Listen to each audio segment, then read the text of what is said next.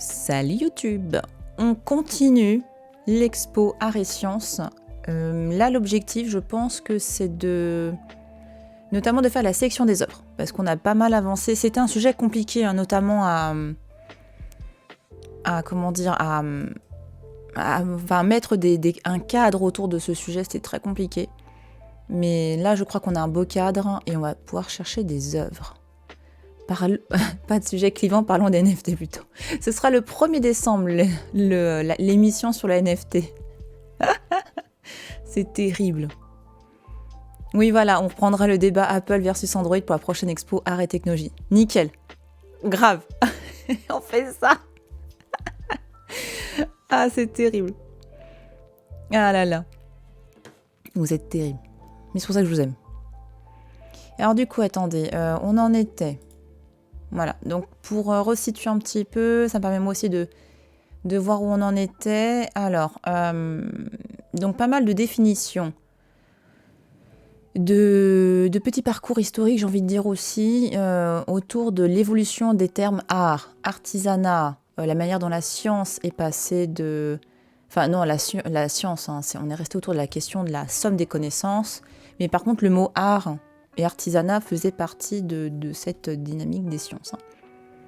Bonjour YouTube. Mais oui. L'art qui crée. Et on avait à peu près élaboré une sorte de... Donc, voilà. Ce petit élément central.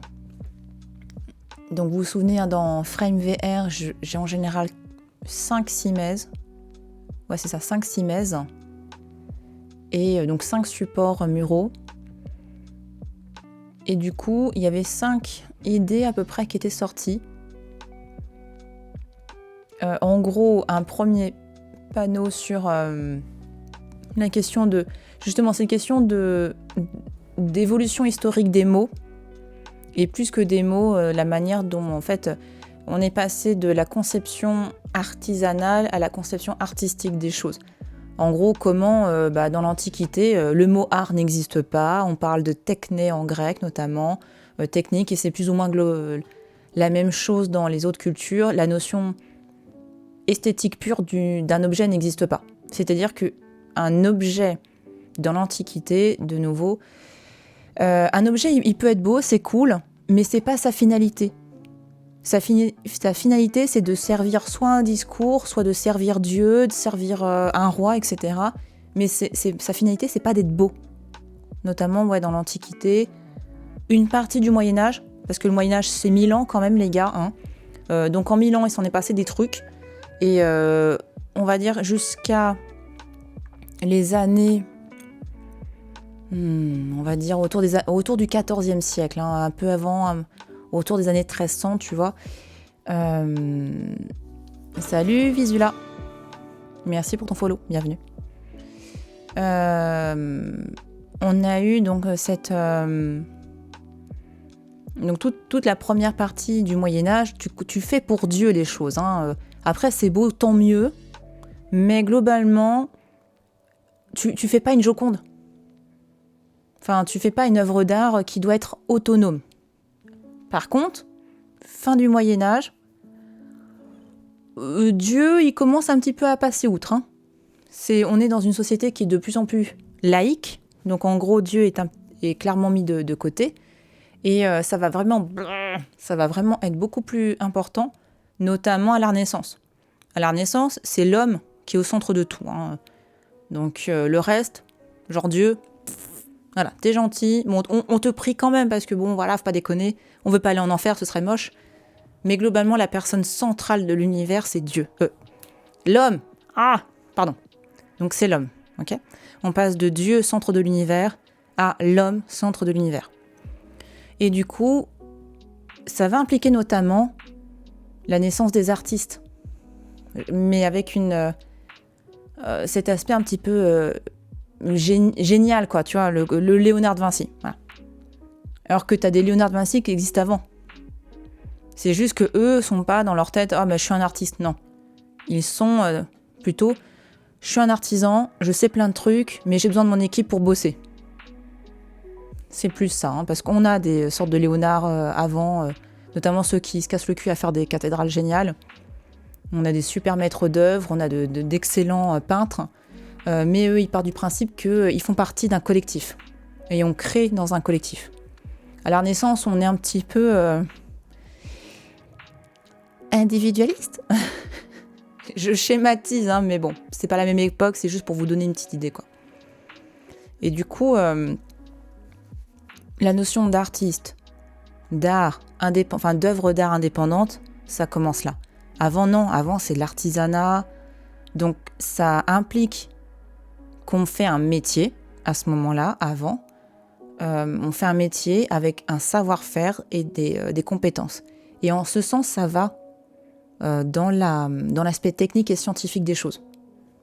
Comme il y a vraiment, on met complètement de côté cet aspect artistique, le fait de créer des choses, ok, belles, mais des choses qui, en fait, techniquement montrent un tour de force des personnes qui les ont faites.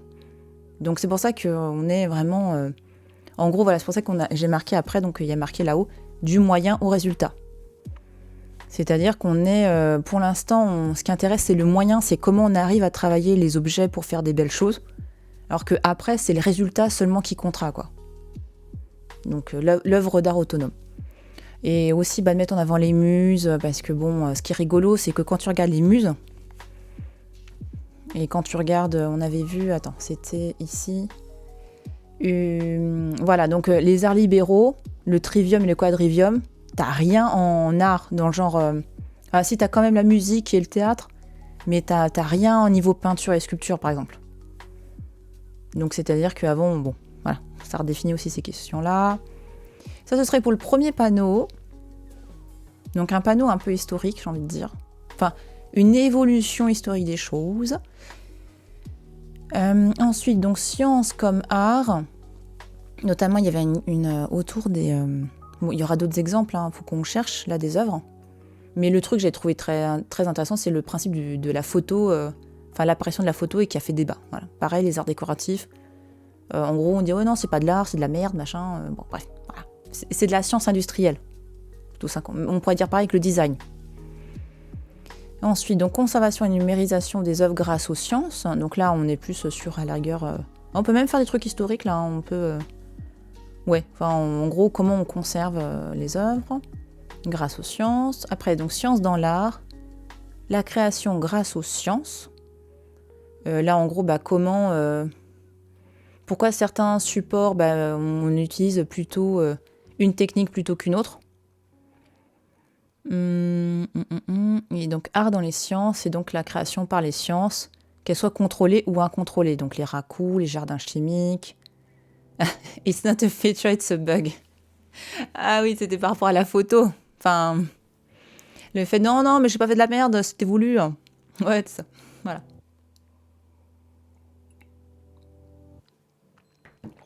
Du coup, alors...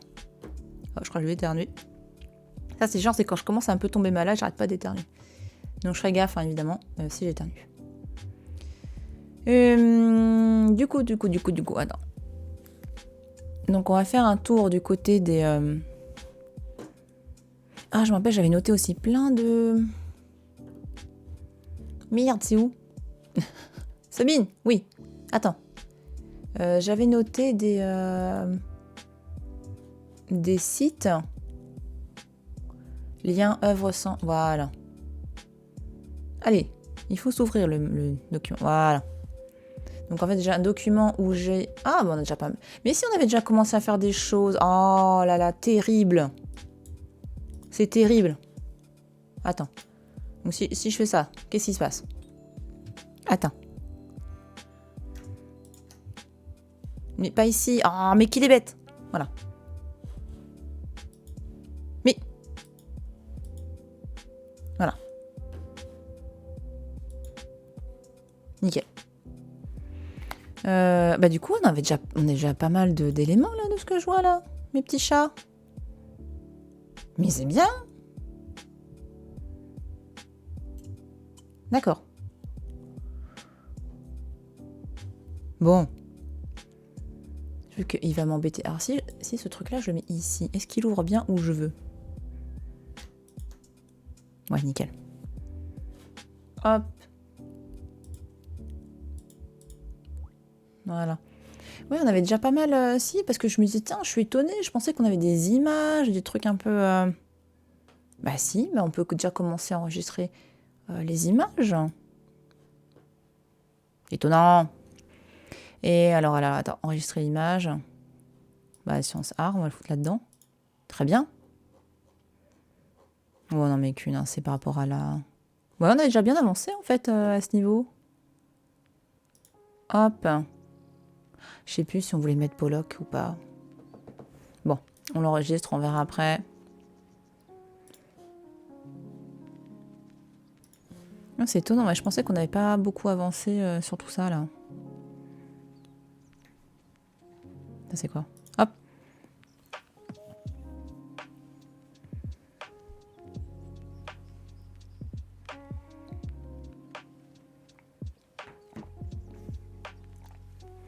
Ah, si je m'en souviens, c'était la fin d'un live, j'avais commencé à...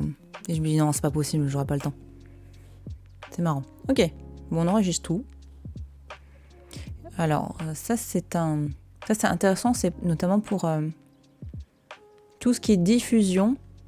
En gros, la science, notamment via l'imprimerie et tout ça, qui va diffuser l'art et qui va permettre la création. Et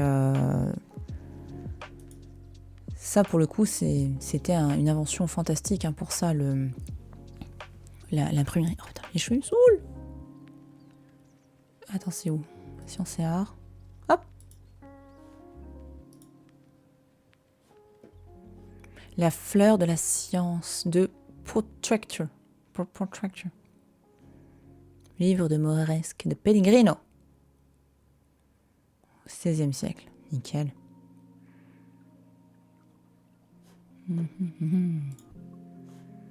Hop. Voilà, on était là. Attends, on vient de faire... Hop. Voilà, on avait pris plusieurs, tant qu'à faire. Putain, je pensais que j'avais tout enregistré, c'est n'importe quoi.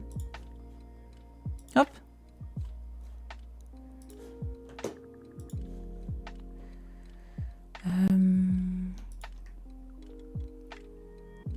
Qu'est-ce que c'est beau, n'empêche, ces trucs-là. J'adore ces bouquins-là.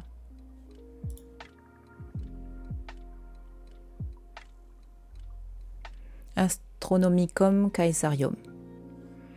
Alors, d'accord. Ah, c'est marrant, c'est un manuel qui explique les astrolabes.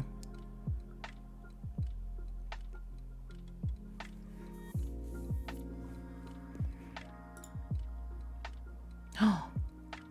Non mais c'est trop joli. Franchement. Donc là, nous sommes sur le site du Metropolitan Museum, un outil extraordinaire que vous pouvez utiliser pour faire de la recherche. Hop, je vous montre vite fait. Alors surtout qu'ils ont une partie Open Access Artworks et c'est des photos d'œuvres en très grande qualité. Donc si vous devez faire... Enfin, je sais pas, vous voulez faire une com autour de ça, faites-vous plaisir, quoi. Parce que vraiment, c'est incroyable. Tous les astrolabes sont beaux. Oui, je suis d'accord, je trouve que c'est un très bel outil. C'est un magnifique outil en soi, l'astrolabe. Ça fait partie de ces objets qu'on trouve beaux.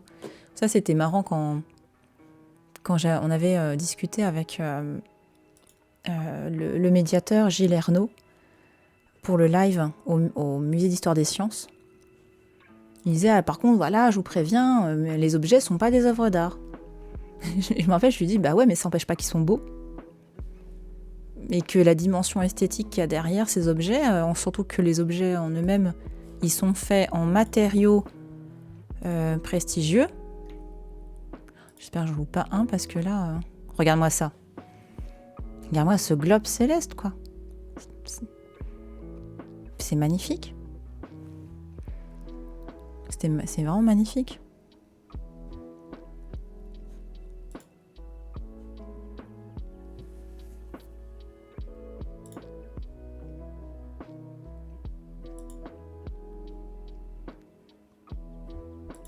Non, ça, on a déjà vu. Donc bon. Magnifique. Voilà. Donc c'est plaisant, tu vois, d'avoir de telles images.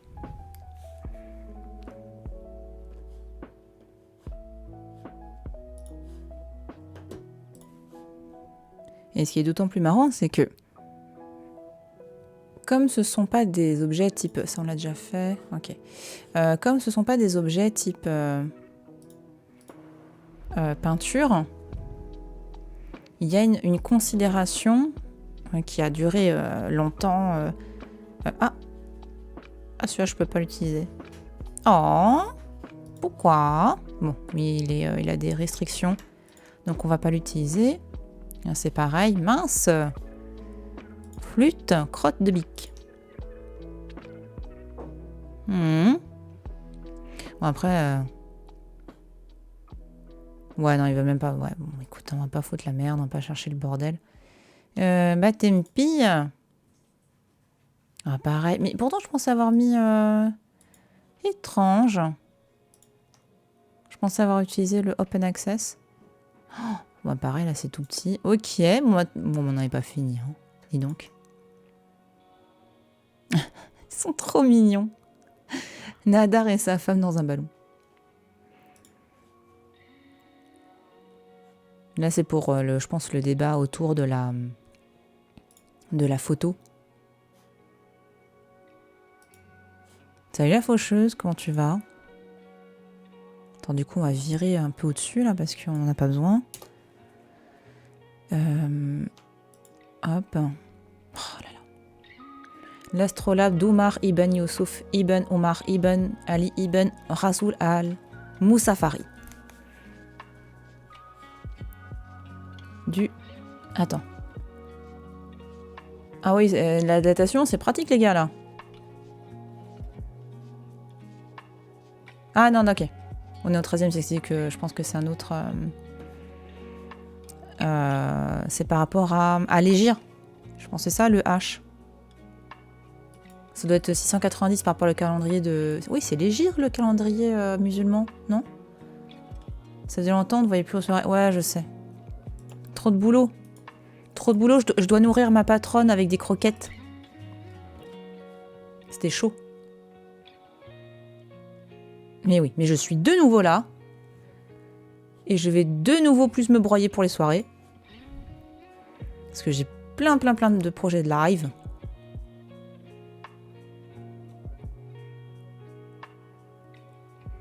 Hop. J'ai manqué à ma commune. Oh, c'est gentil de mentir.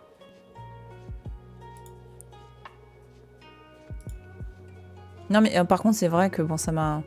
Alors autant ça... Bon dès que je pouvais je me reposais aussi parce que sinon j'aurais craqué grave. Mais c'est vrai que ça m'a manqué hein, là-dessus Twitch. Hein. C'est marrant hein, qu'on... Je sais pas si ça te le fait toi Narcisse quand... D'ailleurs si t'es encore... Enfin... Ouais ce sentiment bizarre un peu de fatigue mais de manque tu vois quand tu stream pas. Ah oui, le jardin des sciences mathématiques. Hein. J'aime beaucoup cette œuvre-là. Elle me fait très rire. Vilaine, je te jure.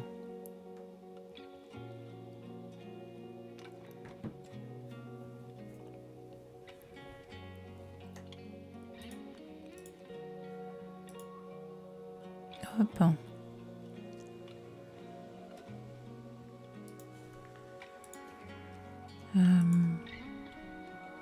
Ah oui, le... Ah, je peux pas utiliser, putain. Pourtant, c'était une expo géniale, ça. Parce que j'avais... Cette expo a pas mal voyagé, le refus du temps de William Kentridge. Et quand je bossais au laboratoire, donc ça s'appelle le laboratoire, c'est un lieu d'expérimentation scientifique et artistique. Et il y avait Kentridge qui était là avec un scientifique spécialisé dans le temps. Et c'était trop cool. Voilà, je bossais avec eux et... Peter Gallison. Bah voilà. Attends, non. Mais il est bien. Oui, parce qu'il... Ça doit pas être lui. Parce qu'il est mort, je pense. Bah si, c'est lui. Ouais, c'est lui, c'était Peter Gallison. Voilà. C'était... Putain, en plus, je cherchais l'autre jour le nom de ce spécialiste. Et voilà. Donc c'était pour une expo, il était là, il a fait une super conférence sur le temps. Bref, c'était trop cool. Peter Garrison. Alerte au gogol. Non. No. C'est comme Lara Croft. No. Donc on était là, hop. C'est non. Ah mais pareil, on peut pas. Putain, c'est chiant ça. Et en même temps, bon, on pourra pas apprendre que... Enfin là, je le fais par rapport à ce musée parce que bon, c'est un peu complexe, mais il est évident que comme il n'y a pas d'utilisation commerciale de l'expo, enfin en gros, je ne vais pas, voilà... En gros, il n'y a pas de vente ni quoi que ce soit. On pourra évidemment utiliser des œuvres qui sont normalement, qui ne sont pas libres de droit à partir du moment où on fait bien attention évidemment à nommer les auteurs. Évidemment, l'idée n'étant certainement pas de s'attribuer. C'est pas notre tisane de toute manière. Mais là, ce qu'il faut en fait, c'est pour ça que là, je veux même pas les prendre, hein, parce que là, tu as clairement marqué. Tu peux même pas, cette image, donc tu ne peux même pas l'agrandir, la voir full écran, enfin écran, voilà. Attends, je vais éternuer. Excusez-moi. Ou télécharger, tu vois. Donc c'est pour ça, eux, je préfère même pas trop... Bon. Mais pour d'autres œuvres, on pourra prendre, on fera juste attention à bien, encore une fois, nommer les auteurs et tout. Oh putain, le mal de crâne qui revient. Pardon, excusez-moi. Oh, kawaii microscope. Faucheuse de ses morts, clown et modératrice, je te jure. Mais t'es la meilleure modératrice du monde.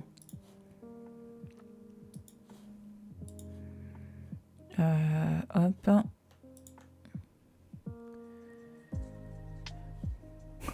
Oh, putain, les couteaux de boucher, toi. À skip.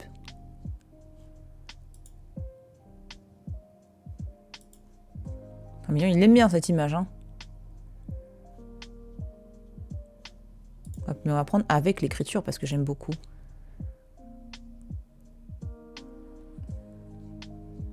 Oh là, tu te rends compte la mise en page quand même. On pourrait plus lire comme ça aujourd'hui. Hop.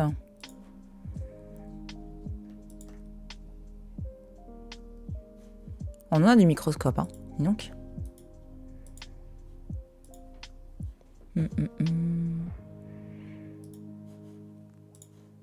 Et je crois pas qu'on regardait dans Paris Musée. Ouais, ça, je pense qu'on pourra pas, ouais. Tant pis. On peut pas l'utiliser. Cela non plus. Oh, c'est dommage. Ah. Saoulé.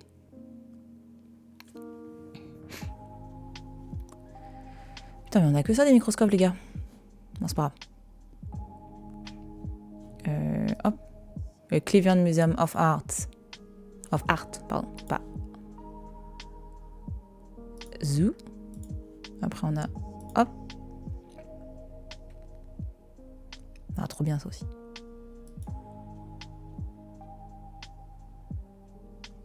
Ah, d'accord, on peut pas. On peut pas, pour les mêmes problématiques.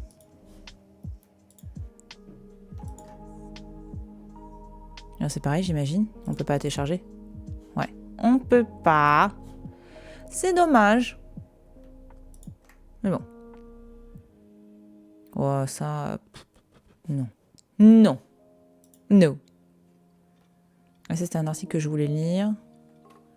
Ah oui, et là, il y avait... C'était incroyable, ce truc. C'était des... C'est dans ce musée qui est situé... Il est où? Blachka, c'est pas en Russie?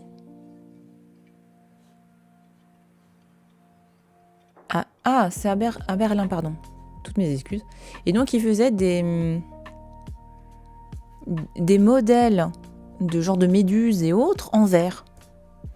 Et je trouve que c'est merveilleux. Regarde, cette image, elle est juste merveilleuse. Tiens, il y a mon chat qui râle. Tiens, information. Radiolarium. Vous pouvez pas traduire. Mon chat qui râle. Ma gros bébé. Bon, hop, attends. On va faire une petite capture d'écran, c'est plus simple. Non, pas ça, je veux pas faire ça.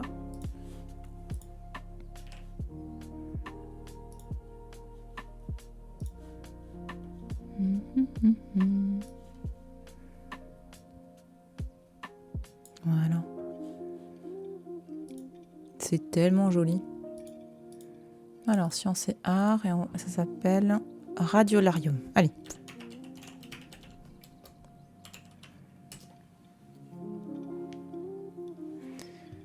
Ne pas éternuer, ne pas éternuer. Mais il y en avait d'autres d'images, je crois que je passais. Regarde, c'est du verre. C'est rigolo, hein? Enfin, c'est du verre, à mon avis. Attends, est-ce qu'il y en a d'autres, là? Ah, celui-là, mais... c'est super joli.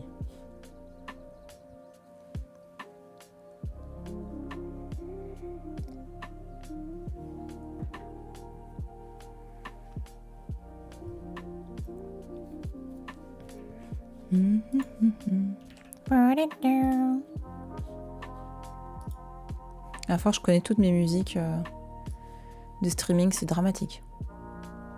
On va peut-être même mettre... Non, attends, on va... Hop.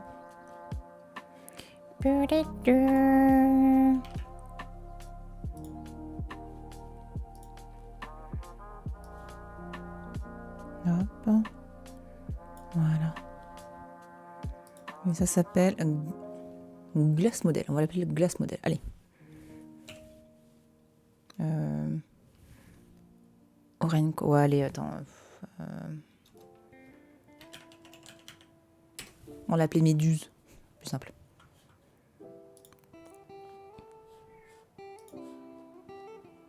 Oh là là. Putain, il y a mon chat qui fait une vie là. Miaou, miaou. Alors, qu'est-ce qu'on a d'autre de beau là-dedans? Il y avait l'autre, c'était quoi? Ah oui, j'ai pas regardé que c'était ça.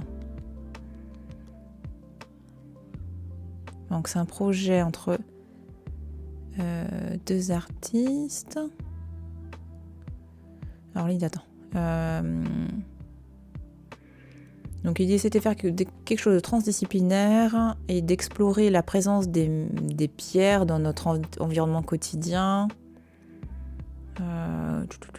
Donc il y a une question de performance, de collage, d'installation, etc. Ok.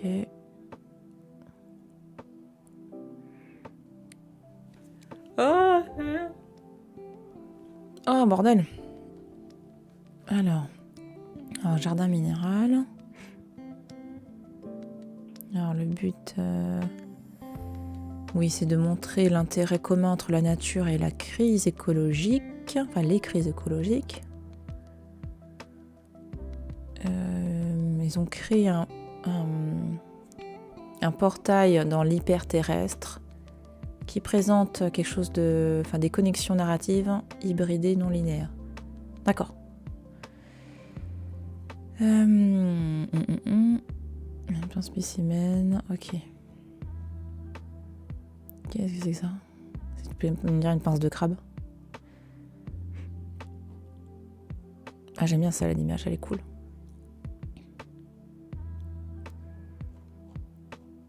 Mais je sais pas si c'est simple d'utiliser un truc comme... Enfin...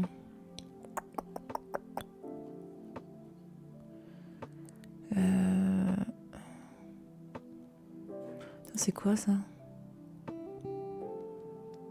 Wow.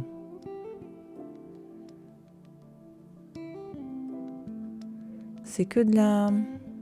C'est du textile, mais... Ibrahim Mahamar. D'accord, on est plus sur des sujets comme la migration, globalisation et les échanges économiques. C'est vachement beau, Link. Bon bref, ça nous sort du sujet, excusez-moi. Ok. Je crois que j'ai le vent mouché. Et je crois que ça va être dramatique pour vous. Donc je vais couper le micro, 2 secondes, le temps de me moucher. Et je vais me cacher, parce que me moucher, c'est pas cool pour vous. Je coupe le micro.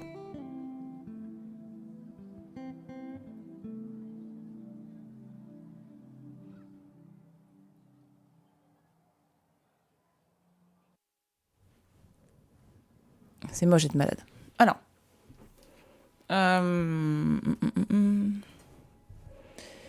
Donc, au niveau des œuvres, donc on a pas grand-chose. Il nous faut d'autres choses. D'accord. Attends, je remets ma petite image. Je vois surtout ça. Des rakus, des choses comme ça. D'accord. Pour le raku, on mettra même des... mince, comment ça s'appelle? Des vidéos, hein.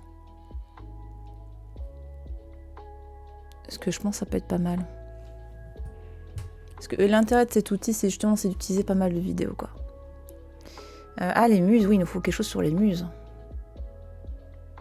Ok, science comme art, les autour de la photo.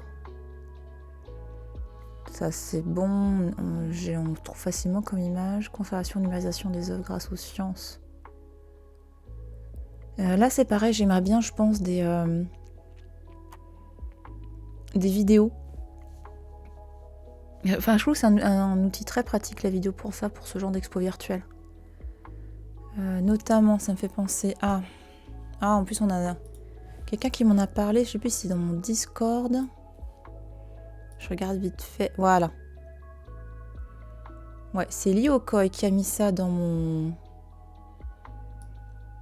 Hop. Je pense que ça... Voilà. C'est... Par contre, je ne veux point de son. Hop. Attends, je retire ceci. Mais, au secours. Voilà, donc je mets pas le son, mais en fait, c'est pour cette chaîne YouTube. En fait, ils font de la restauration d'œuvres. En plus, il y a un côté très ASMR, et moi, je trouve que c'est hyper chouette. Et pour la petite histoire, ce sont parce que c'est quand je donnais un cours à des étudiantes en marketing du luxe. Et je leur montrais des vidéos, et il y en a une qui me fait « Ah madame, moi, le truc que j'adore regarder, c'est des vidéos de restauration d'œuvres d'art. » Et je suis « Ah bon? Genre quoi ?» Et elle m'a donné ça. Et je suis « Mais c'est incroyable !» Et ça fait grave plaisir, quoi. Donc, je pense qu'on peut mettre une petite vidéo comme ça dans l'expo, parce qu'on est clairement là-dedans, tu as l'utilisation de la science pour restaurer les œuvres d'art, quoi. Et puis la technicité aussi. Oh, c'est fou quand même. Attends, il dure combien? 25 minutes. Après, l'idée, ce sera pas de mettre tout, hein, parce que moi, je préfère que les gens aussi regardent. Oh, c'est incroyable.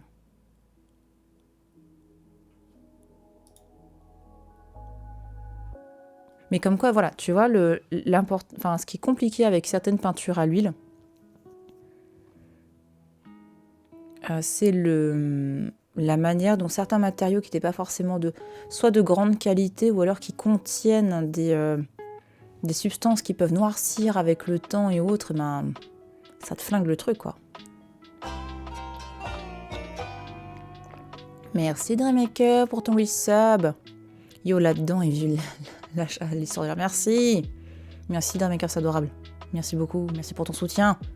L'art, vive l'art.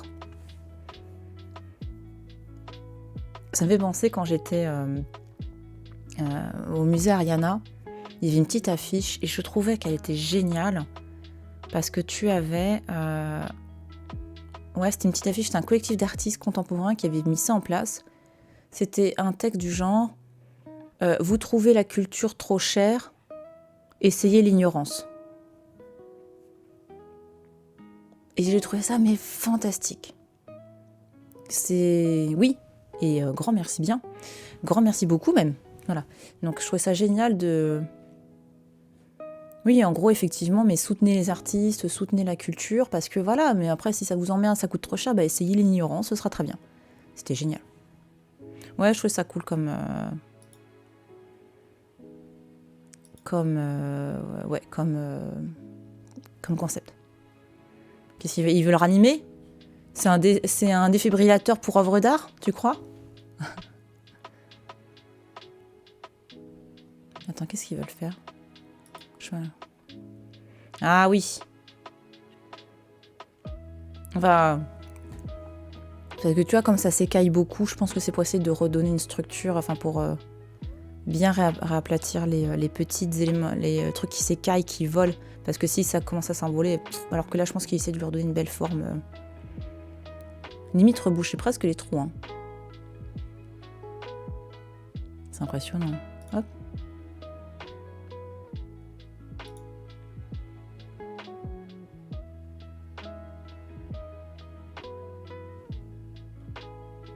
Attends, moi, j'aimerais trop voir, c'est le avant-après. Oh ah, mais t'as... Ah, vas-y, lui mets du rouge à lèvres. Tranquille.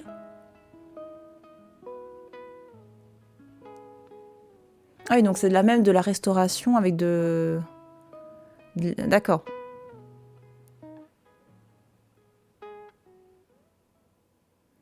Ah oui, on veut voir le avant-après. Hein.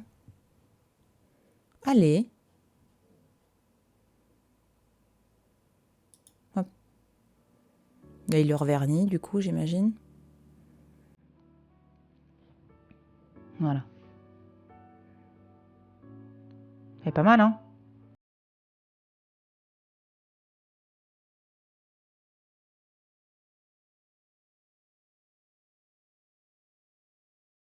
Le avant, le après, le avant. Voilà. Oh, ah ouais, il était ravagé le truc. Ah c'est fou.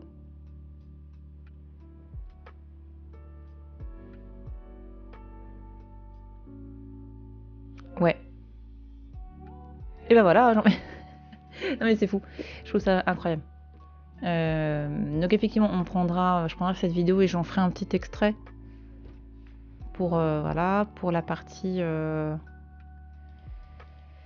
mince, qu'est-ce qu'on disait? La partie conservation et numérisation des œuvres grâce aux sciences. Et conservation. Ah bah tiens, on peut mettre des photos de musées anciens. On va faire ça. Attends.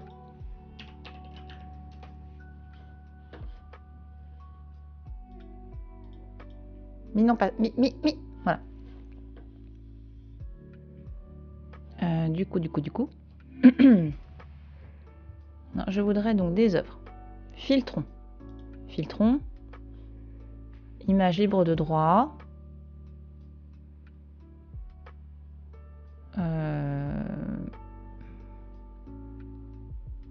Voilà.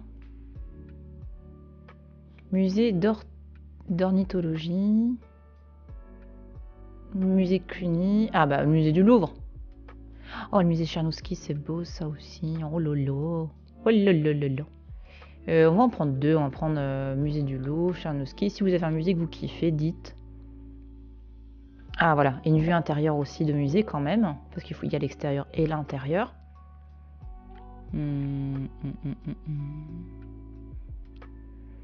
Ça, et même la prise de photos. Regarde, hop, quand ils pensent, toutes les campagnes de photographiques, hein, c'est important aussi, ça en fait partie. Donc, oui, téléchargeons. Hop, voilà. Musée Tchernouski, très beau musée.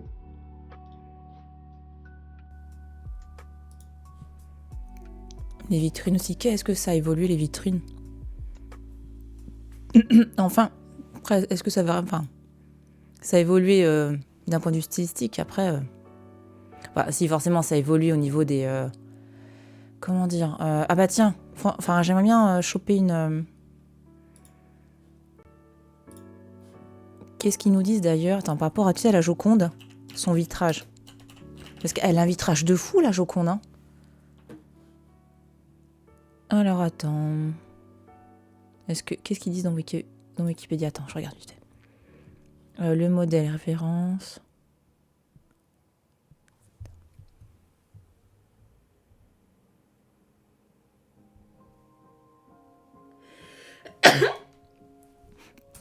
Excusez-moi. Pardon, je suis désolée, ça fait pas très agréable comme bruit. Du coup, attends, Mona Lisa protégée grâce à Vaisala. Ouais, enfin, c'est eux qui parlent d'eux-mêmes, donc ça m'intéresse pas trop. Pourquoi la Joconde est conservée dans une vitrine? Merde alors. Comment il dit ça?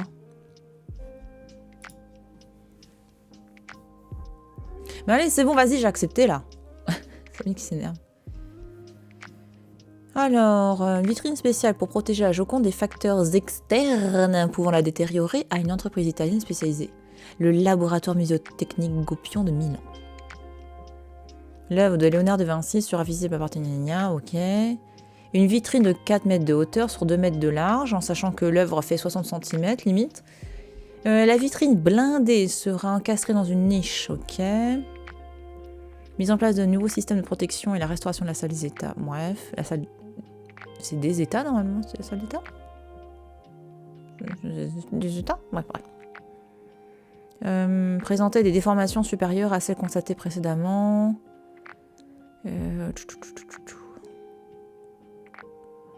Ah d'accord, c'est l'entreprise qui a fait aussi la vitrine qui protège les joyaux de la couronne.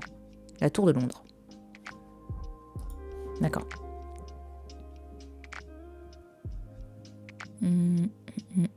Qu'est-ce qu'on a d'autre? Parce que moi j'ai des photos de la Joconde.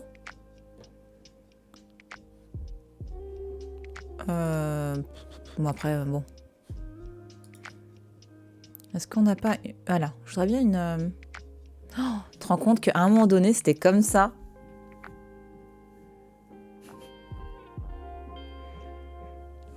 C'est incroyable.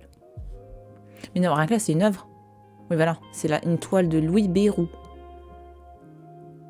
C'est en 1911, avant son vol. Oh, voilà. Ah là là. T'imagines le stress? Ça, il nous le faut. Hein. Attends. Ah, ils l'ont remplacé. Ah, d'accord, ok. Non, ça c'est une image qu'il nous faut, vous êtes d'accord hein.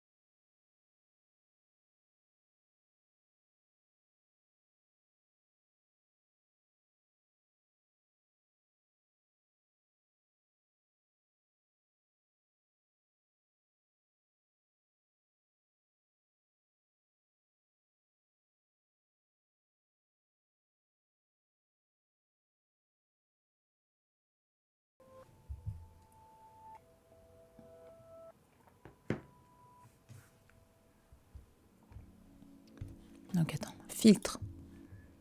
Libre de droit.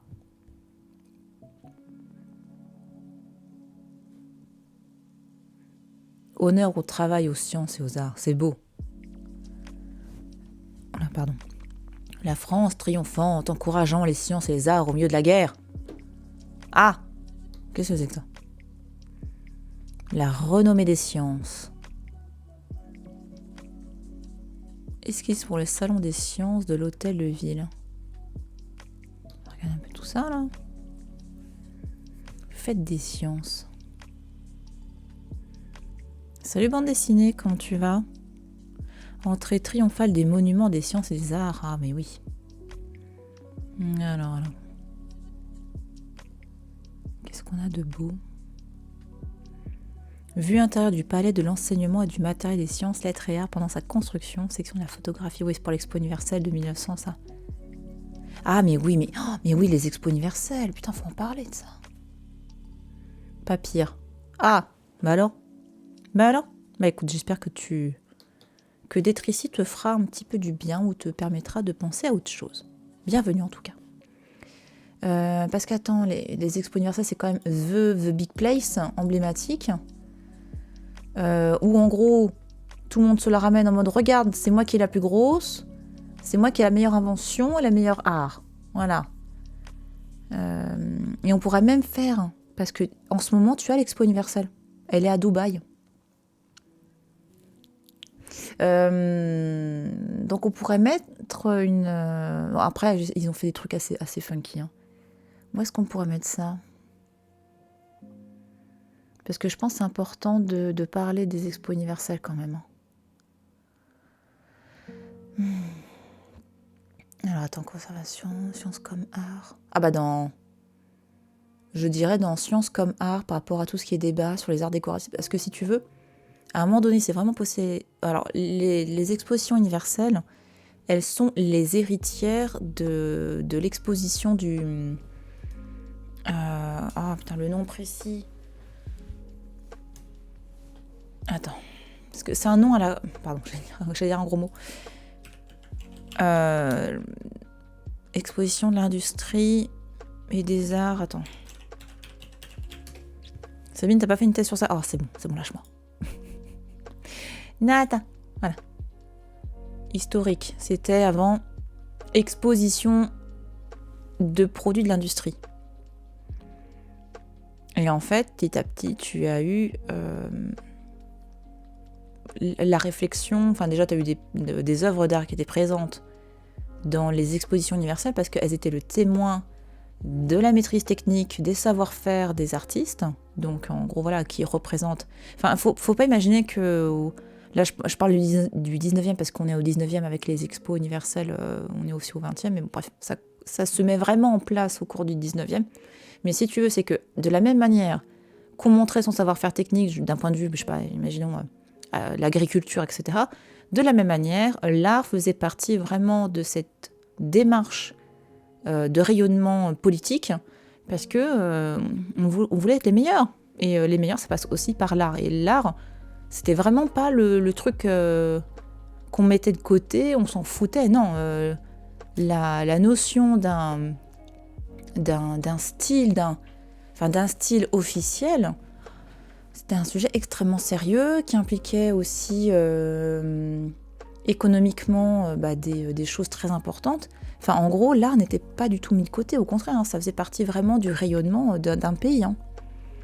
Du coup, oh putain, il me saoule mes cheveux.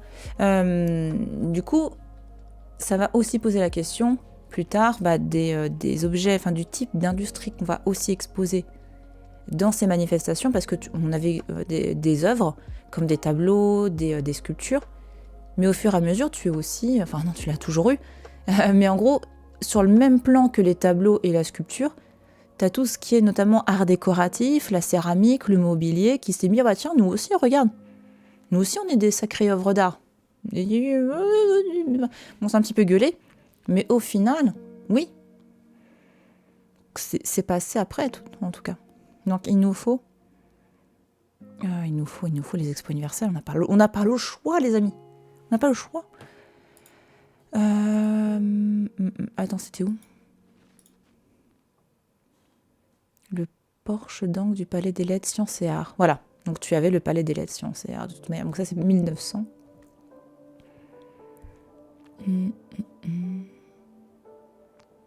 Par contre, on voit rien. Excusez-moi. Voilà, toutes mes excuses.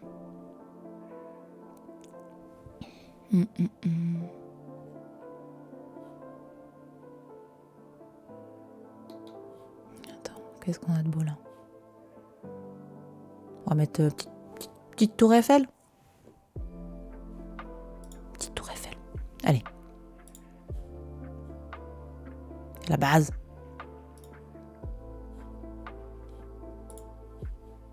Et j'ai bien une vue intérieure en fait. Une petite tour. Petite tour.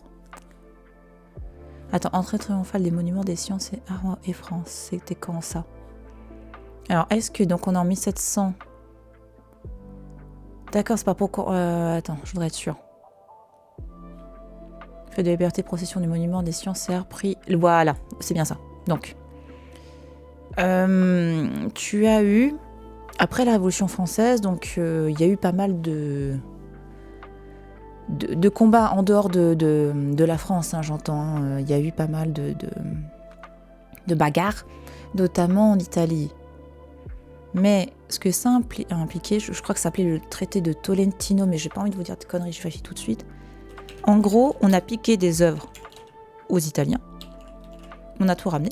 On a gardé pendant un temps. Je crois que c'est ça. Voilà. Je crois que c'est ça, le traité de Tolentino.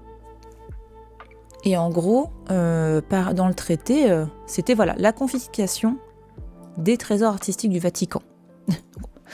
Allez, donne. Donc on a rapporté, en gros, ça a mandé, ça a appartenu à la France. Donc pour vous montrer un petit exemple de qu'est-ce qu'on avait piqué. Voilà. Donc on avait piqué à un moment donné donc, quelques œuvres célèbres du Vatican. On les a rendues, normalement. On les a rendues. Ah non, celle-ci justement non. Bref, on n'a pas tout rendu, désolé, hein. On les garde parce qu'on est des connards. Oh, ça pique. Putain, mais quand je suis malade, je dis vraiment de la merde. Ah là là.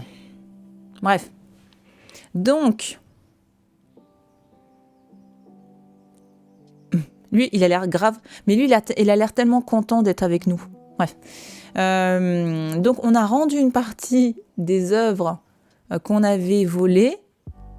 Et voilà. Alors, bon, on écarte le... Bref. Ce qu'il faut retenir, surtout, c'était que à l'époque, il y a eu une procession. Enfin, faut imaginer que ça a été un événement incroyable. On a pas mal de représentations de cette entrée des œuvres antiques, enfin des œuvres qui venaient d'Italie. Et notamment t'as des vases au musée de Sèvres, enfin, t'as pas mal d'œuvres qui montrent ça. Et en gros, c'était vraiment un événement exceptionnel. On avait les meilleures œuvres de l'histoire de l'art. Enfin voilà, faut imaginer à quel point pour les gens c'était incroyable. Attends, est-ce qu'on peut le voir mieux? Voilà.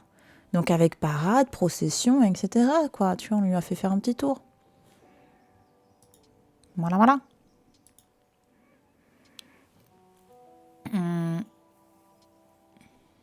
Alors.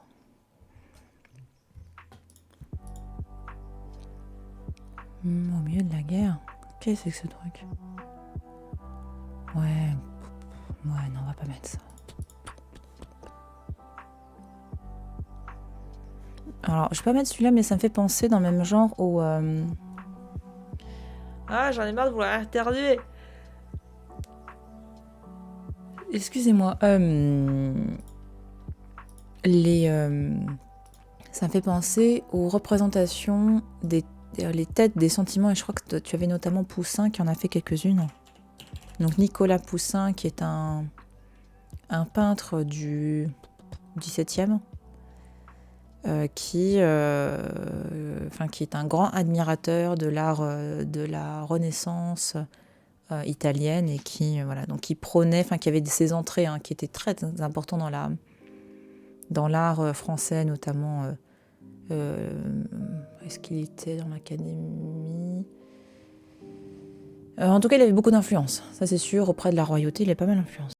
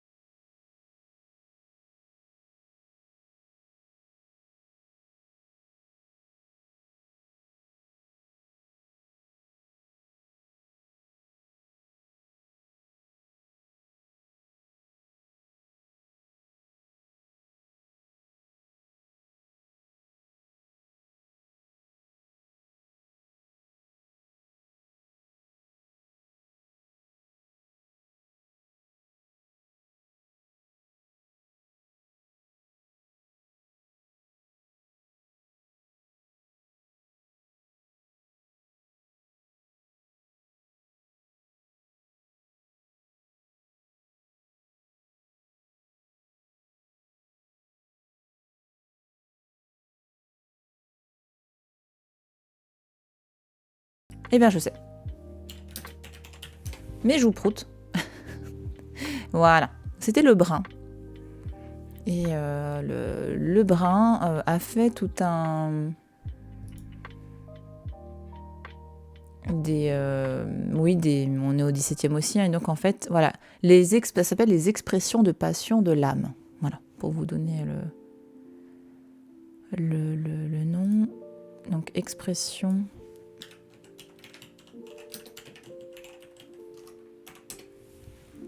L'expression des passions. Voilà. Par le bain peintre du roi. Et ce qui est intéressant avec ça, c'est que donc le brun au XVIIe siècle, qui a notamment, qui faisait partie de l'Académie royale de peinture et sculpture, donc il va travailler sur l'expression donc des passions et tous ces types de représentations. Enfin, il n'y a pas que lui, mais en gros, lui c'est le plus connu. Mais en tout cas, ils vont... Putain, j'ai mal au crâne. Ça va être à l'origine des futurs... Enfin, après... En fait, ça va inspirer tout ce qui est physiognomonie. Enfin, la physiognomonie existait déjà, mais entre le brun, aussi les dessins de Léonard de Vinci, enfin, il avait fait des portraits assez hallucinants. En gros, ça va nourrir cette science qui est la physiognomonie. Hop. Qui, en gros... dit à quel point t'es un rat parce que t'as une tête de rat. Et à quel point t'es un ange parce que t'as une tête d'ange. Voilà. Concrètement, l'idée étant à l'époque, on y croyait. Hein. On pensait que parce que tu avais telle ou telle tête, ça allait avoir des répercussions sur ton caractère. Évidemment, c'est de la merde. Voilà. Mais ça a énormément dirigé, notamment des enquêtes de police, des trucs comme ça, des réflexions scientifiques, et en gros dire, bah tiens, toi tu es con parce que t'as une tête de singe. Super, merci bien. Toi tu as une tête d'assassin parce que tu as une tête de belette. Voilà. Bon, j'utilise beaucoup les animaux, mais concrètement c'est pour vous montrer que... Alors attends, un très bon exemple... Voilà, donc en gros, voilà, par rapport à ce qui est mis à gauche, ils vont te faire ta carte de personnalité en fonction de la tête que tu as. Ce qui est parfait. Ce qui est fantastique. Et du coup, voilà, par rapport à ce que je vous ai montré juste avant,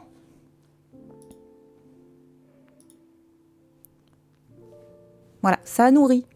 C'est les travaux des artistes comme De Vinci, Lebrun, etc. Ça nourrit ces réflexions autour de l'expression des passions. Et donc, en gros, voilà, ça nourrit tout ça. Donc, en gros, ça veut dire que c'est pas pour le meilleur. Mais c'est pas grave. Extrême des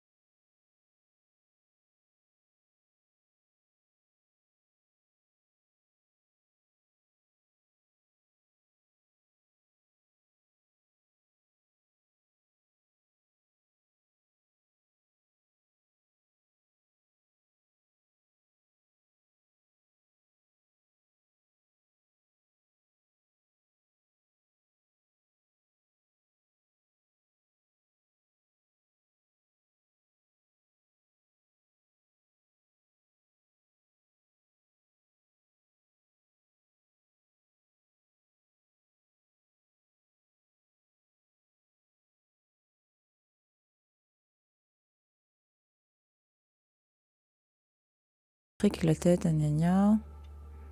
Parce qu'on avait vu les machines aussi, ça pourrait être pas mal. Mais ça, c'est hop, on va. Hop, on enregistre.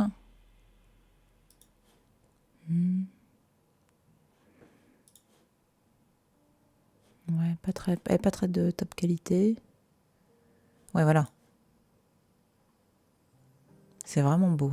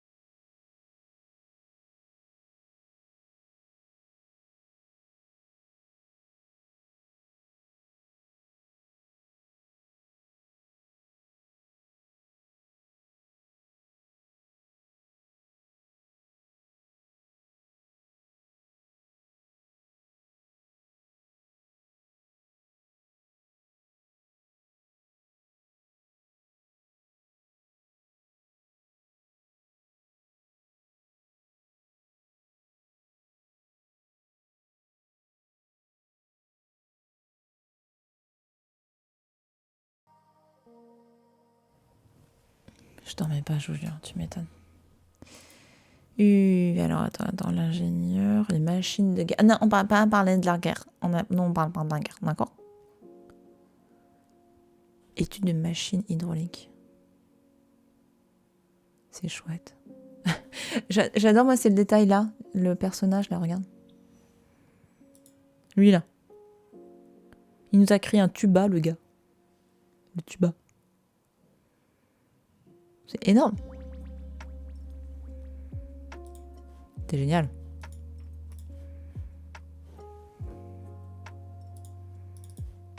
Donc, voilà.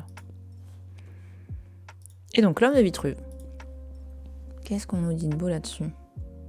Parce que franchement, ça fait très longtemps que j'ai rien lu sur l'homme de Vitruve, donc j'ai besoin un petit peu de... Alors. L'homme de Vitruve. Donc, c'est sur les proportions du corps humain, très bien. Oui, c'est vrai. Dessin noté, gna gna gna. Célèbre représentation des proportions idéales parfaites. Idéal et parfait, c'est pas un petit peu redondant, les gars? Du corps humain, parfaitement... Putain, on aura compris que c'est parfait, hein. Inscrit dans un cercle, centre le nombril et un carré, centre les organes génitaux. Symbolique du cercle et du carré, l'homme de Vitruve est un symbole allégorique emblématique de l'humanisme, de la Renaissance, du rationalisme, de l'homme au centre de tout, homme au centre de l'univers, de la mesure et de la représentation du monde. Attends, je sais même pas s'il faut que j'enregistre. C'est parfaitement parfait. Mais tout à fait. Tout à fait, c'est parfaitement parfait. Voilà. C'est quoi de ça?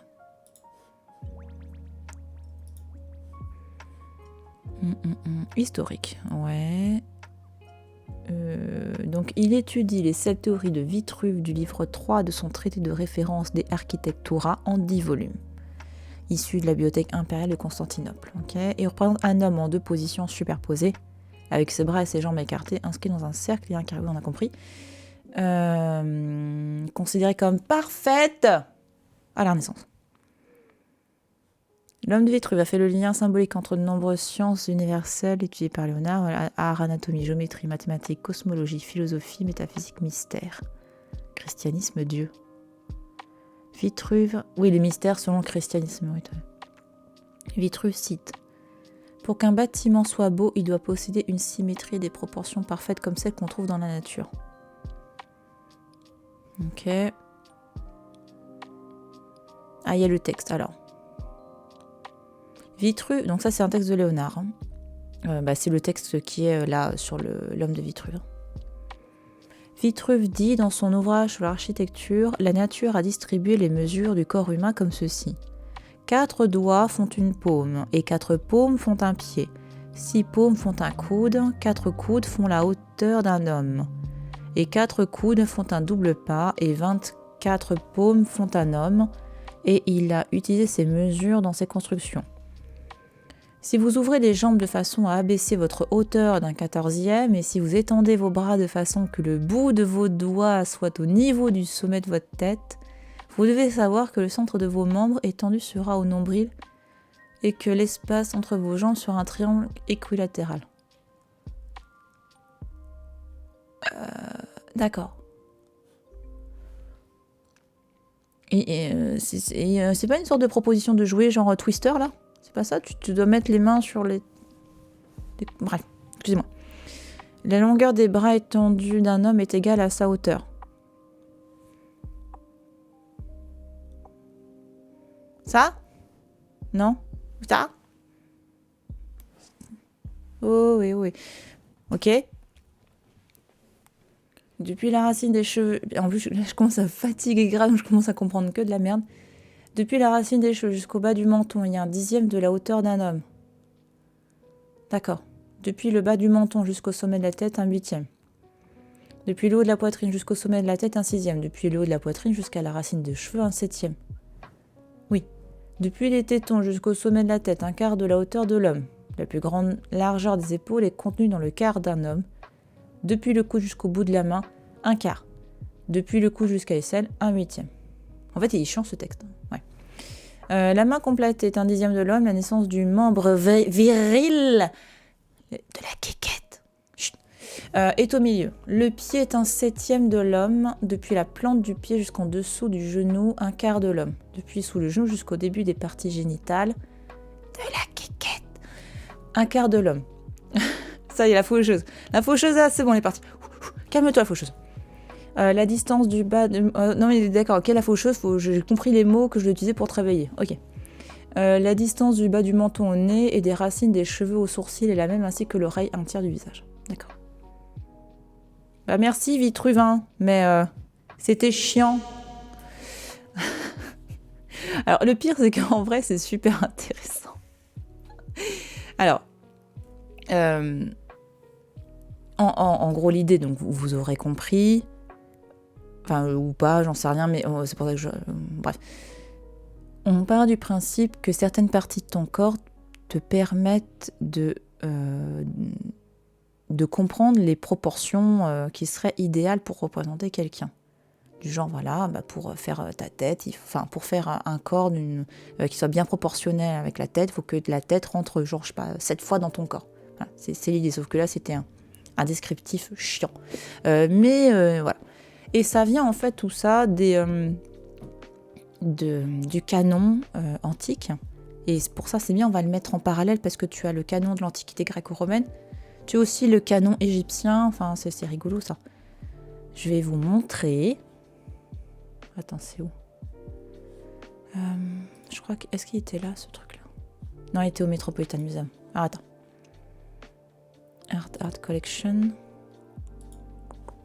Où est-ce que j'ai trouvé ça? Ah.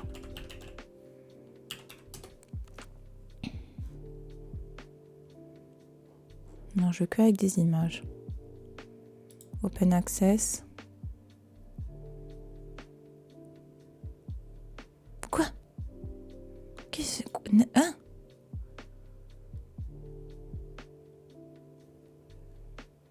D'accord. Je pensais pas que j'avais un jour un tel filtre. Hein. Hop. C'est bon? Voilà. Là, tu vois, on a notamment... On va l'utiliser parce que j'aime beaucoup cet exemple. Ah, j'en ai marre. Il est éternué. Oui, il est éternué et de bailler à la fois, c'est monstrueux. Donc voilà. Donc il y a ça. Et l'autre image que je veux te montrer... Attends. Le canon de Polyclète.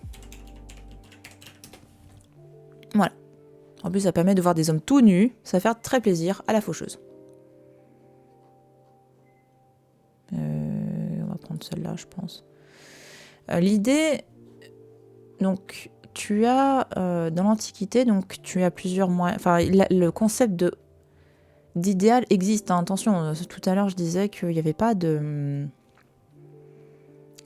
principe d'art autonome, de beauté, etc. Mais si on peut avoir du beau dans le neuf, ça va très bien. Hein. C'est juste que l'œuvre a une fonction précise. Mais pour arriver à cette notion, attends, parce que va avoir un sgeg sur Twitch, je vais me faire ban. Tu as des moyens pour faire ces corps, pour calculer comment représenter de manière efficace ces corps. Et l'homme de Vitruve reprend ce truc-là. Il reprend le principe que, par exemple, pour avoir... Alors attends, est-ce qu'ils ont pas mis des petites images? Attends, canon, Polyclète... Et j'aimerais bien... Ah. Voilà. Donc c'est ce qu'on retrouve ici. Oh mon dieu, c'est moche. Pardon, excusez-moi. Je me suis emballée. Ah ouais, c'est mieux ça. D'accord. L'image. Voilà. Et là, c'est pas très bien présenté encore. Attends. On va quand même rester sur celui-là, je pense que c'est plus simple. Ah! Voilà.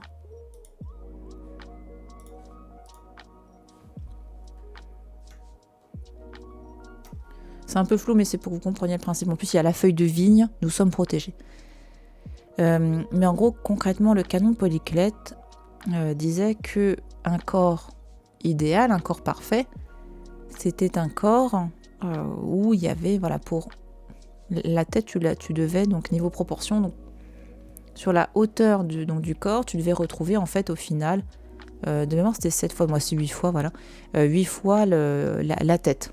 Tu vois, en gros, il devait être composé de ça, pareil, une main parfaite, il devait y avoir tant de machin, enfin, voilà. En gros, c'est un moyen efficace de dire ça, c'est un corps parfait, mais surtout, c'est un moyen pour faire des œuvres parfaites. C'est plus ça le délire, en fait, hein. C'est pas de dire « Oh, toi, t'es moche !» C'est plutôt le côté que les sculpteurs, les peintres, etc. représentent des êtres selon des normes parfaites. C'est ça, en fait, selon des normes idéales. Donc on l'a pour l'Antiquité gréco-romaine qui va être reprise à la Renaissance, et donc finalement l'homme de Vitruve, c'est ça, parce que pendant la Renaissance, en fait, quand on parle de Renaissance, en gros c'est la Renaissance de l'Antiquité.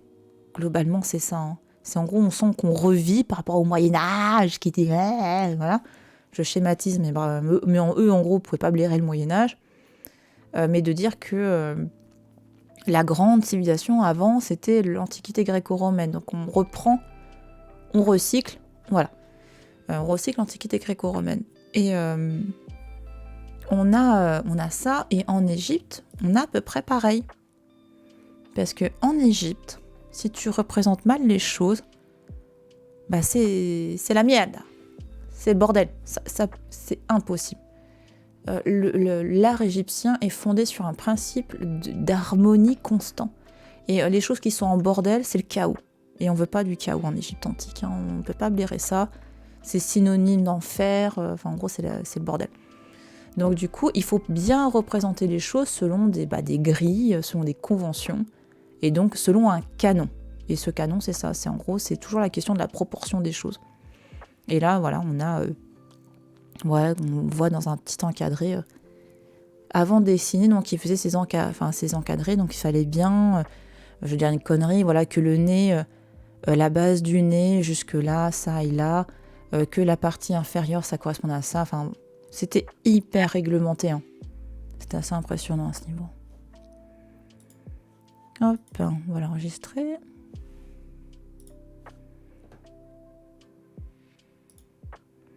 Le Dorifort aussi, il faut qu'on l'enregistre. Ah, ça se trouve, le Dorifort, on l'aura en sculpture 3D. Ça va être trop bien. Vous vous souvenez, dans Frame VR, on a le sorte de widget qui permet d'aller chercher des modèles 3D, et on s'amusait bien.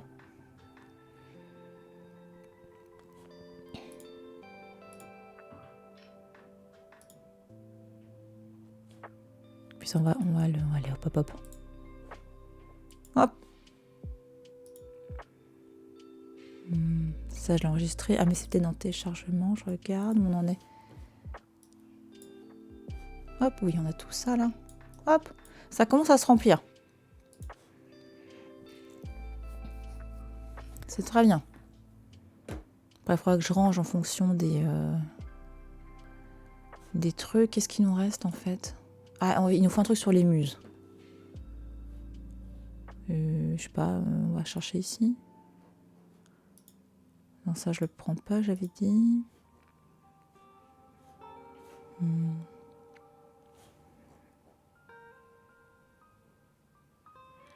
Minerve alimentant les sciences et les arts. C'est marrant ça.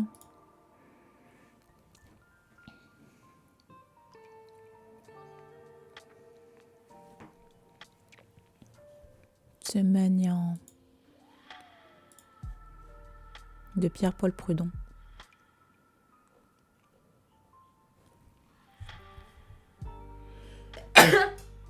Ah, vraiment toutes mes excuses, hein. Ça c'est bon. Qu'est-ce qu'il y a d'autre? Donc ça on l'a pris, normalement on a pris ça aussi. Ça aussi. Ça c'est bon, ça c'est bon. Et on cherchait les muses. Donc je regarde là-dedans, qu'est-ce qu'il y a de beau? Ah parfait. La danse des muses. Attends, je voudrais un filtre libre de droit. Donc ça on est peinard. La première me semblait pas mal de ce que je vois. Ouais, bon allez, on va rester sur la première. Est-ce qu'elles sont toutes là?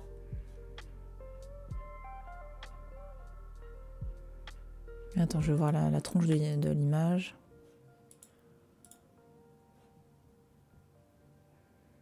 Ouais.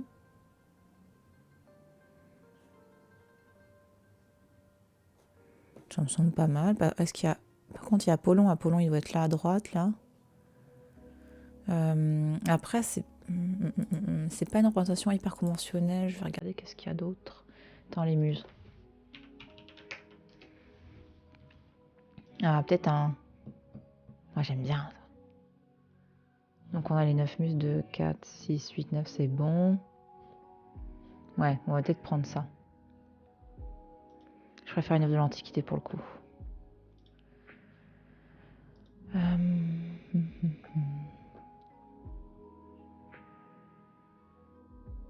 Ah, c'est marrant là parce que t'as les noms.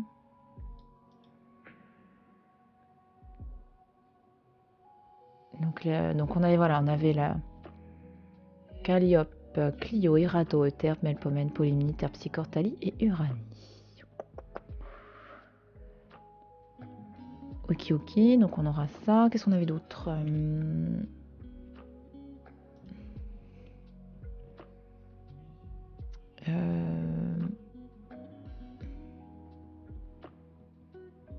J'aimerais bien peut-être des représentations d'ateliers. Je pense que ça peut être chouette. Débat sur la photo, art décoratif. Par rapport au débat sur la photo, j'aurais bien la première. Tant qu'à faire, autant prendre la. J'aimerais bien la première photographie. C'est celle-ci, je crois. Hein. Ouais. Donc 1126. C'est marrant, on dirait quasiment une œuvre abstraite. Je vais y arriver. Putain, je suis en train de perdre ma voix. C'est horrible, au secours.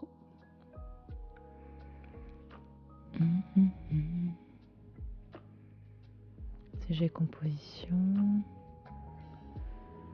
Description. Il y a une photo que je trouve trop cool. Je veux la mettre. C'est une femme qui fait un selfie.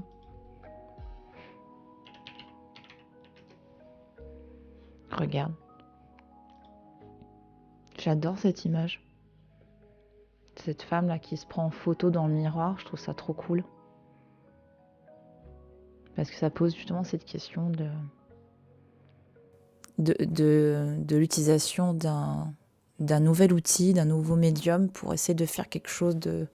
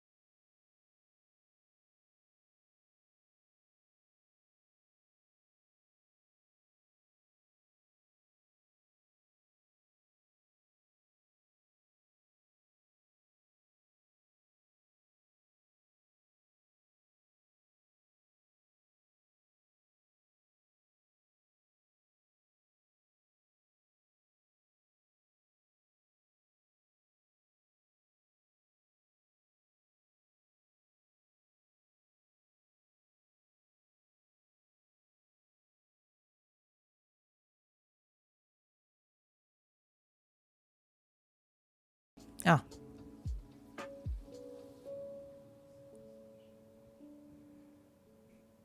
Alors. Ah bah voilà, on a Raku Kishiazemon 15. Parce que le nom de Raku, donc aujourd'hui nous on l'utilise pour la technique, mais à l'origine c'est le nom de la famille qui a mis ça en place. Donc imaginez le nombre de générations qu'on a. C'est assez impressionnant. Et du coup, est-ce qu'à un moment donné on voit... Ou est-ce qu'on le voit en train de cuire notre petit Raku? S'il te plaît.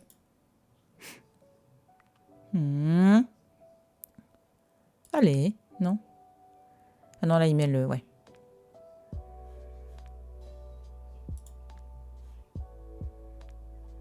Ah, moi j'aimerais vraiment la cuisson là. C'est ça qui est plus intéressant. Hop, qu'est-ce qu'ils nous disent de beau là ici? Hop. Donc là ils font hop le pot autour. Mais ça aussi, hein, ça peut... Enfin, je mettrai peut-être d'autres vidéos sur ça, mais comment dire, le tour, c'est... D'un point de vue scientifique, c'est rigolo. Enfin, c'est de la physique et tout. Ils mettent pas la cuisson. C'est étonnant.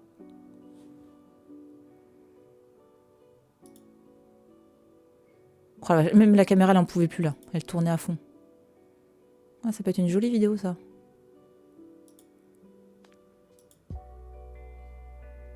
Ouais, ok. S'il vous plaît, je voudrais du raku.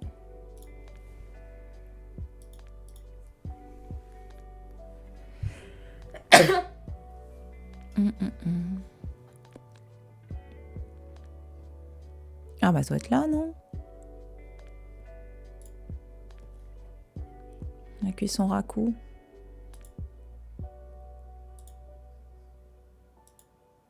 D'accord. Ah!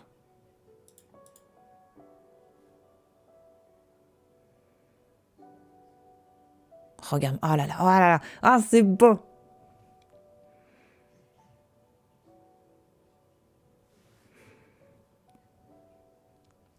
Il va nous le foutre dans le... Mais en même temps, c'est à peu près ça. Hein.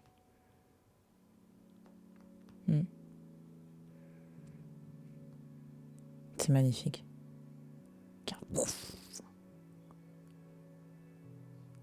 Ah, c'est trop kiffant, moi j'adore.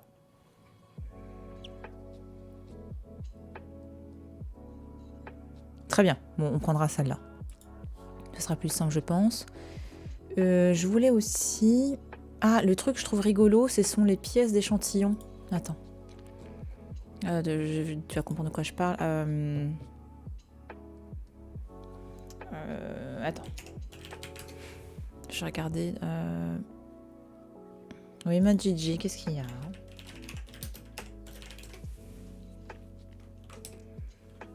Mais... Alors, porcelaine.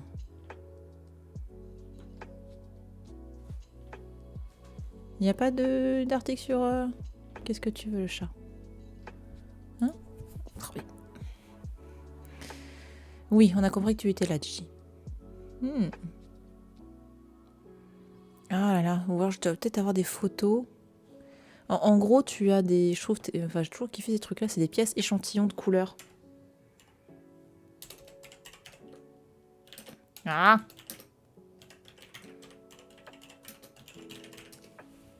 Voilà. Mais en céramique.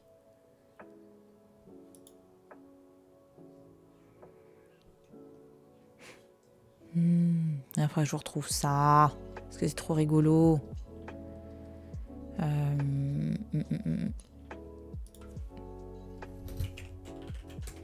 Oui, moi, gros bébé, qu'est-ce qu'il y a? Peut-être sur cet article-là. Oh, ça ronronne, dis donc. Non. Ok.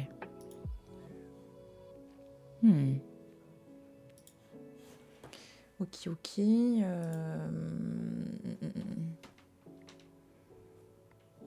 Ah, les jardins chimiques. Ah, est-ce qu'on a des vidéos de jardins chimiques?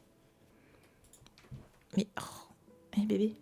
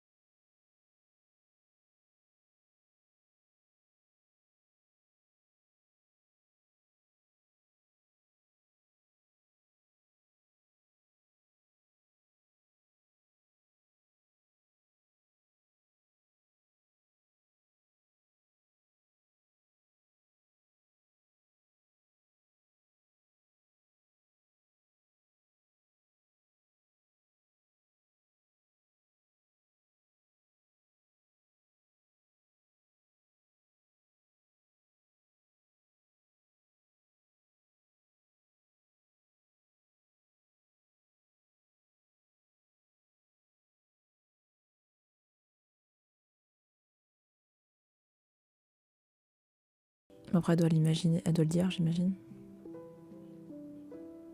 Parce que c'est de l'encaustique au final. Enfin, ce qu'on appelle l'encaustique, ouais, ça va être ce mélange de pigments avec des œufs. Donc.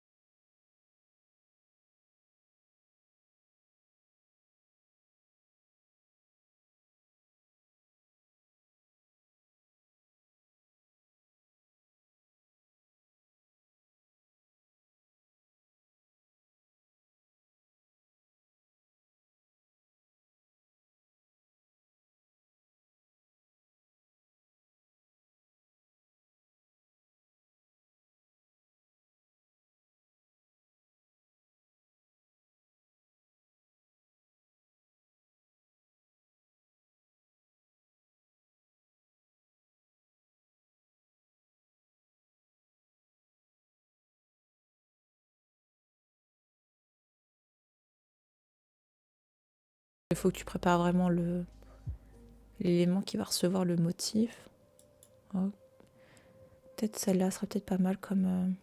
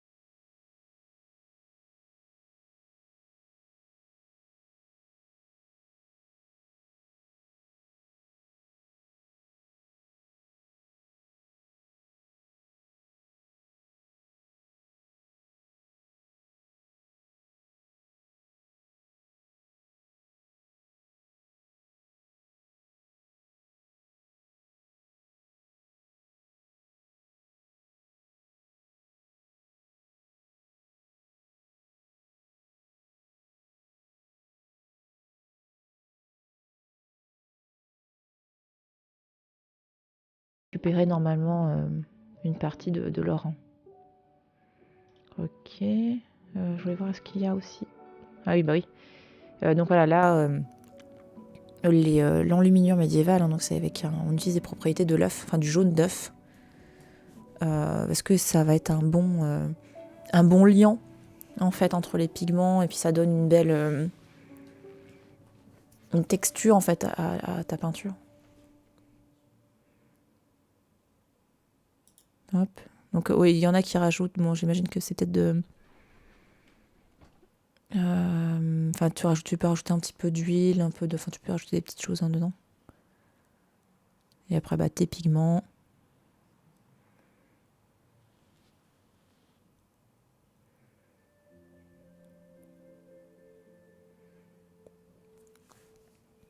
Normalement, voilà, elle doit ajouter. Ça peut être de l'eau. Dans ce cas-là, c'est de l'eau, donc c'est une sorte de technique un peu à la. Pas de l'aquarelle, attention, c'est pas de l'aquarelle, mais. Et normalement, elle doit ajouter un petit peu de jaune d'œuf dans son truc. Attends, qu'est-ce qu'elle. Ah ouais, donc elle a fait son pigment. Elle va rajouter un peu d'œuf normalement. Voilà. Et après, elle va délier avec un petit peu d'eau et ça fait un petit... Et voilà.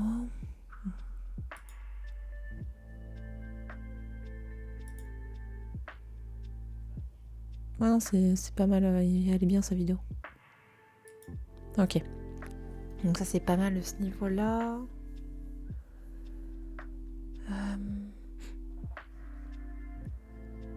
Je réfléchis. Je commence à sombrer là. La fatigue, la maladie. Alors, qu'est-ce qu'on a d'autre Ah oui, l'intelligence artificielle qui crée des choses. En plus, t'as eu la vente... Ah pardon. Tu as... Voilà, attends. C'est ce portrait-là qui a été vendu 400 000 $. Bah, ça a été une grande... Mais... oh, non. Mais va te faire... Pardon. Sabine qui s'énerve. Ouais, mais ça, c'est illégal en plus. Hein, ça m'énerve. Ah, tu veux avoir accès sans les cookies? Eh ben, tu t'abonnes. Mais non, c'est pas légal. Comment te dire? Bref. Ouais, c'est celle-ci. Voilà. Et donc, c'est un portrait d'un monsieur qui s'appelle Bolami ou Bonami, Bellamy, un truc comme ça. Et... Ah merde, j'ai enregistré où? Oui, Zozo. Ça va, ma chérie? Qu'est-ce que tu veux? Tu viens me mettre... Tu viens m'embêter. Voilà. Parfait. Sale bête. Hein? Bref.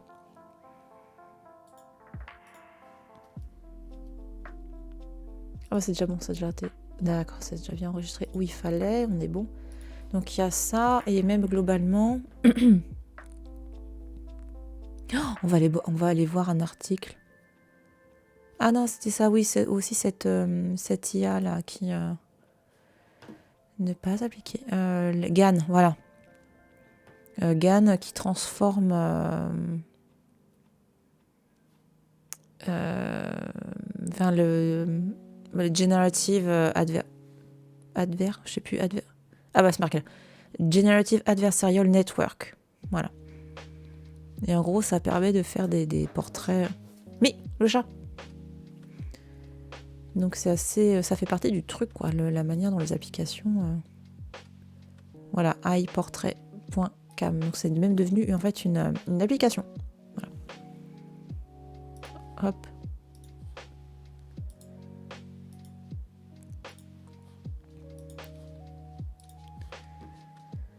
Allez bien. Et il y a aussi... Ah oui, c'était celui-là, oui. Mais attends, c'était... Attends, c'était pas le délire que c'était une œuvre à la Rembrandt et c'est une... Alors, attends. Alors, peinture intelligente pour les beaux-arts, gna gna gna. Mais c'est de la copie.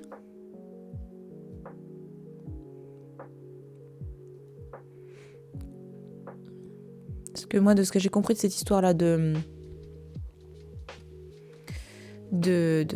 cette peinture, donc faite par une IA, mais qui reprend le style Rembrandt, que en gros, c'est... Enfin, cette IA connaissait un petit peu... Oh, attention, c'est protégé. On sait pas nous qui l'avons fait, mais on protège quand même. Excusez-moi. Je suis très, très taquine à ce sujet. Mais est-ce de l'art?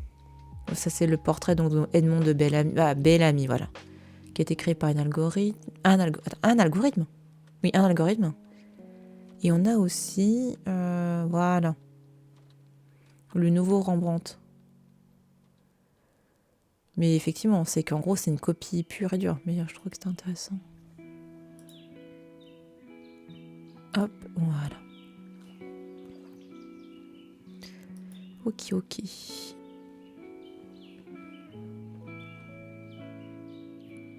Très bien, je pense qu'on a déjà pas mal avancé là.